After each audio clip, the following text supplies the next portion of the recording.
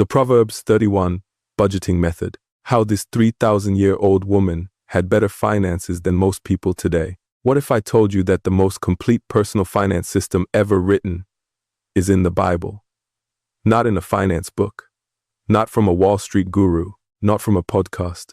In the Bible, and the person who built it woke up before sunrise, ran multiple businesses, invested in real estate, led a team of employees, never went into debt, still had enough left over to give to people in need. She lived over 3,000 years ago. Her name is never mentioned. The Bible just calls her the Proverbs 31 woman. And today, I'm going to show you exactly how she managed her money. Step by step, verse by verse. I'm calling it the Proverbs 31 budgeting method. And by the end of this video, you are going to have a real, God-honoring framework for your finances that has been tested not by time, but by eternity. Now, most people read Proverbs 31 and think it's just a passage about being a good wife. And yes, character is at the heart of it. But when I sat down and read it like a financial analyst, instead of just a devotional, I found something extraordinary. Hidden inside those 22 verses is a woman who had 5 distinct financial habits. 5 habits that every modern financial expert is still teaching today, thousands of years later. So I mapped them out. I built what I'm calling the P31 framework, 5 pillars of biblical money management. And I want to walk you through every single one. This is not the prosperity gospel. Nobody is telling you that if you believe hard enough, God will make you rich. This is wisdom, ancient, practical, tested wisdom about how to handle what God has already placed in your hands. Pillar number 1. Proverbs 31, verse 13 says, "She seeketh wool and flax, and worketh willingly with her hands." Now here's what jumps out at me immediately. She seeks. She doesn't sit around waiting for money to show up. She goes looking for resources. She identifies what she's working with: wool, flax materials she can buy, process, and sell. In modern language, she knew her numbers. She knew exactly what came in, what went out, and what she was working with. She had a clear picture of her finances, and this is where most people fail. Not because they're bad with money, but because they have never, not once, sat down and honestly written out every single dollar coming in and going out. You cannot budget what you cannot see. So that's pillar 1. Know your numbers, every income source, every expense. No guessing, no roughly, exactly. She is like the merchants, ships. She bringeth her food from afar. Merchants, ships didn't sail to the nearest port. They went far to find the best quality, the best price, the best value for what they were spending. This woman was a strategic buyer. She didn't walk into a market and buy something because it was convenient, or because it was right there, or because she was in a good mood. She had a plan before she spent.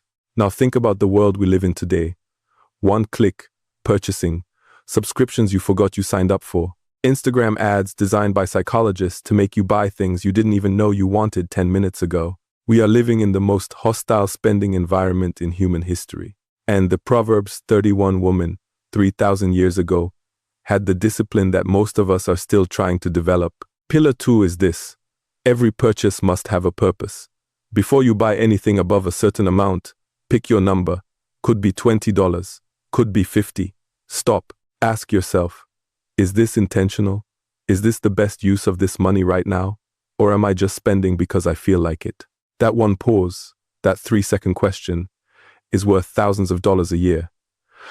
I'm serious. Okay. This is the part that completely changed how I read this chapter. She considereth a field, and buyeth it. With the fruit of her hands, she planteth a vineyard. Did you catch that? She considered a field. She didn't impulse buy it. She didn't go into debt for it. The text is very specific. She bought it with the fruit of her hands, with what she had already earned, and then she planted a vineyard on it. Real estate, agriculture, these are productive assets, things that grow, things that produce, things that multiply over time. This woman was an investor. Long before index funds, long before the stock market, long before any of that existed, she understood the foundational principle of wealth. Put your money into things that work for you, not things that look impressive, not things that depreciate, not the newest phone or the bigger car. Things that grow. And look at verse 18. Her candle goeth not out by night. She stayed up monitoring her investments. She was watching her money, tracking it, making sure it was working. Pillar 3. Invest your surplus. After your bills are paid, after your emergency fund is built, your money needs to be growing. It doesn't have to be real estate. It could be index funds, a small business, skills that increase your income. The principle is the same. Your money must not sit still. Verse 21. And this might be my favorite verse in the entire passage. She is not afraid of the snow for her household, for all her household are clothed in scarlet. She is not afraid of the snow. Why isn't she afraid? Because she already prepared, before the cold came, before the storm arrived, before the crisis hit, she had already taken care of her people. Snow in ancient Israel was a symbol of hardship, the unexpected, the sudden, the thing that catches most people off guard. And she looked at it and said, I'm ready. How many people do you know? Maybe you, been there yourself, living paycheck to paycheck, where one medical bill, one car breakdown, one unexpected expense is enough to send everything into chaos. That is the exact opposite of the Proverbs 31 approach. Pillar 4 is preparation. Build your buffer before you need it. 3 to 6 months of living expenses in an account you do not touch unless there is a real emergency. And here's the thing I want you to hear clearly. This is not a lack of faith. Some people say, I trust God to provide, so I don't need savings. But this woman trusted God and prepared her household. Those two things are not in conflict. Stewardship is faith in action. Proverbs 14:1 says, the wise woman builds her house. She builds, brick by brick, month by month, before the snow comes. Verse 20, she stretcheth out her hand to the poor. Yea, she reacheth forth her hands to the needy. Here's the thing most finance channels will never tell you. Generosity is not the opposite of wealth. It is part of the system. She gave, not when she felt like it, not with what was left over. The text shows that giving was woven into the fabric of how she lived. It was habitual, it was structural, it was a line item, and it didn't make her poor. Look at the whole chapter. This woman was thriving. Her household was covered, her husband was respected, her children called her blessed. She was not sitting in poverty because she gave. Because here's what generosity actually does. It keeps money in its proper place. It stops money from becoming your master. When you give, you are making a declaration. This does not own me. I am a steward, not a hoarder. And I genuinely believe, something shifts in your finances when you build giving in from the start. Pillar 5. Give first, not last, not the leftover. Off the top, even if it starts at 1%, even if it starts at $5 a week. Build the habit. Let it grow. Let it become who you are. Because money that is held too tightly, it stops flowing. But money that moves, that gives, that invests, that serves, that money multiplies.